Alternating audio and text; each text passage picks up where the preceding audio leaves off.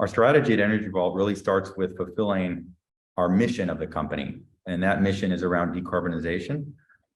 For us in energy storage, that means not only the most advanced technology, that means not only having a solution that's economical, but it also means having a solution that's sustainable.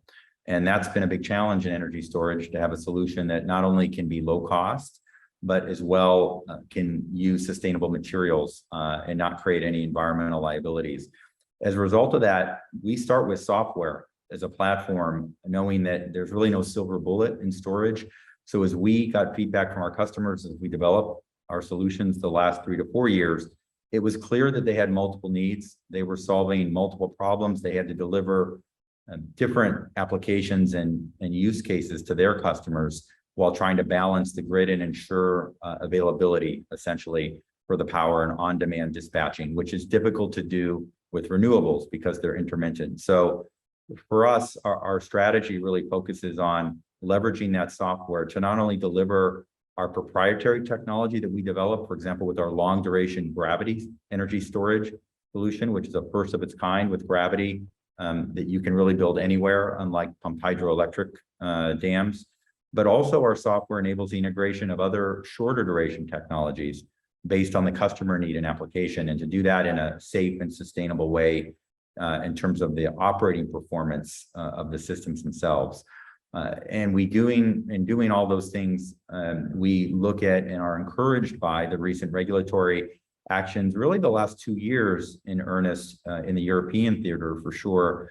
And that's really down south and between Greece and Italy, and really heading up the peninsula into Spain and up into the northern part of Europe, where the needs are quite strong and high given the levels of emission, but also the desire of the European countries and the governments to give incentives. And we're absolutely taking advantage of that across multiple technologies, as are our customers.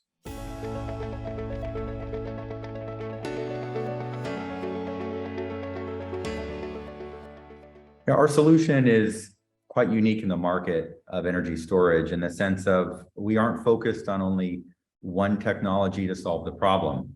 And I think that's important because as we talk through our strategy, it's important to understand that there's different needs, different customers, or different applications and end user business cases that they're trying to solve for. So unique to us, we have a energy management software platform that not only integrates and runs our proprietary gravity energy storage, but as we've recently announced, over 1 gigawatt hour of deals around other technologies, in some cases hybrid solutions, for example, coupling lithium-ion batteries with peaker plants, and also just pure battery deals on shorter duration, 2 to 4 hours. So unique to us would be offering both longer duration and shorter duration solutions, and with a software platform that's really focused on solving the economic dispatching problems for customers, but also managing some of the coexistence of different storage and generation technologies.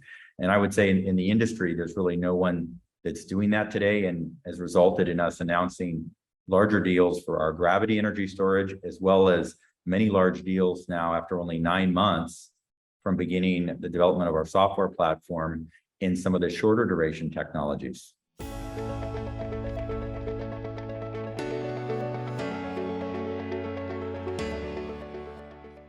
As far as the battery storage deals that we've recently announced, they're all focused on 2 to 4 hour duration. All of them uniformly are above 200 megawatt hour to 500 megawatt hour for some of the initial deals.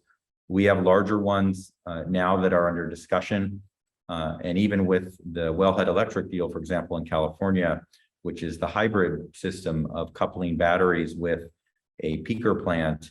In that case, in addition to the 270 megawatt hour that we announced an additional 600 megawatt hour on top of that with just that one announcement. So quite unique, I think, in the market. They're in our first year of our implementation of our software platform that we're announcing multi-gigawatt hours of deals with battery energy storage. And I think it's part and parcel to the differentiation we bring between offering and supporting our customers with shorter duration, while offering one of the most differentiated platforms for longer duration in gravity, where we've also announced multi-gigawatt-hour deals in China, in Australia, and also getting started with NL Green Power in the United States. And as our gravity solution goes, pretty differentiated relative to no degradation, a sustainable system. We don't use non-sustainable materials, and something that really is flexible to what the customer needs in terms of both duration in range, as well as offering a set of application support systems.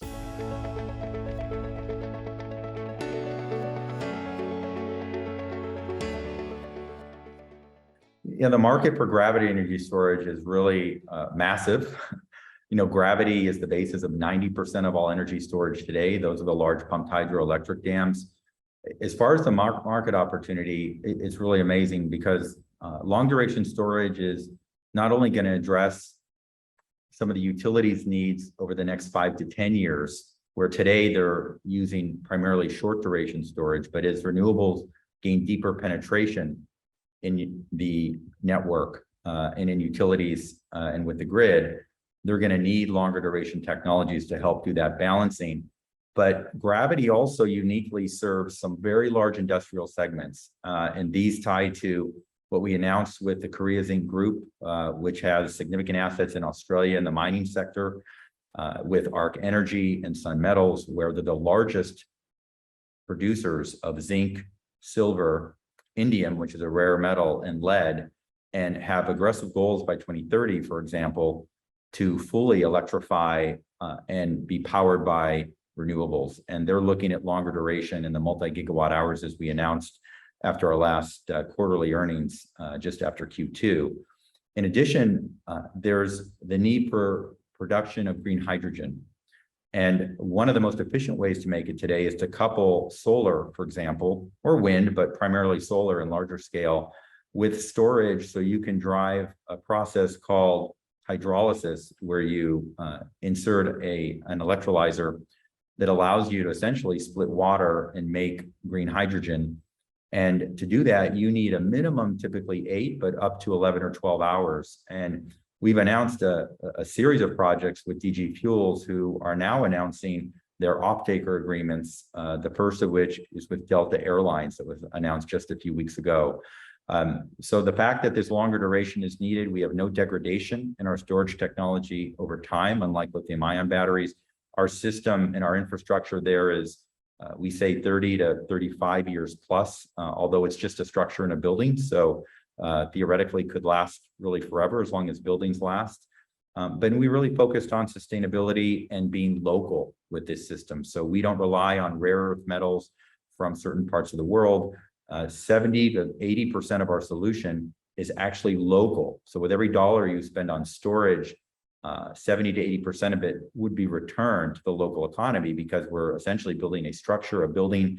We may have to bring in some power electronics or motors from outside of where we build. But this segment of large industrial, sustainable aviation fuel, helping the mining companies with their transition to, for example, use green hydrogen to power their trucks, or green ammonia to power locomotives, for example, to transport from the mines to the ports. All of those solutions require long duration, and to have a proprietary gravity storage system where we're the first one to proceed even past seed funding, let alone to become a public company and to announce a lot of deals with some of the largest companies in the world. We feel just in a great position with the size of the gravity market, the demand that's is there today and will continue to be there. And the last thing I'll say on the gravity segment is what we've announced recently in China.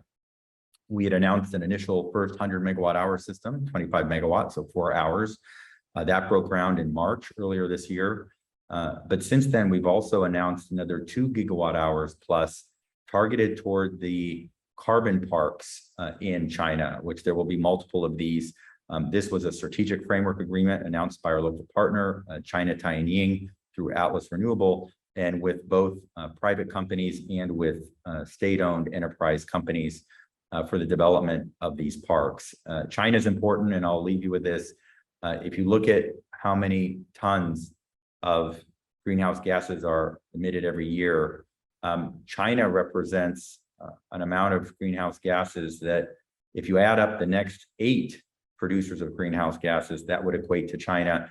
They're about 2.5 times the largest emitter of greenhouse gases is next in line, which by the way is the United States. And so us addressing the problem in China, getting there first with a long duration storage platform like Gravity and with a software and energy management platform, we believe is going to go a long way to help China accelerate its stated goals, which coincidentally tie to increasing greenhouse gases through 2030 and then getting to net carbon neutral by 2060, which we believe that's too long, and we really want to support the government on in the country on really accelerating those timelines.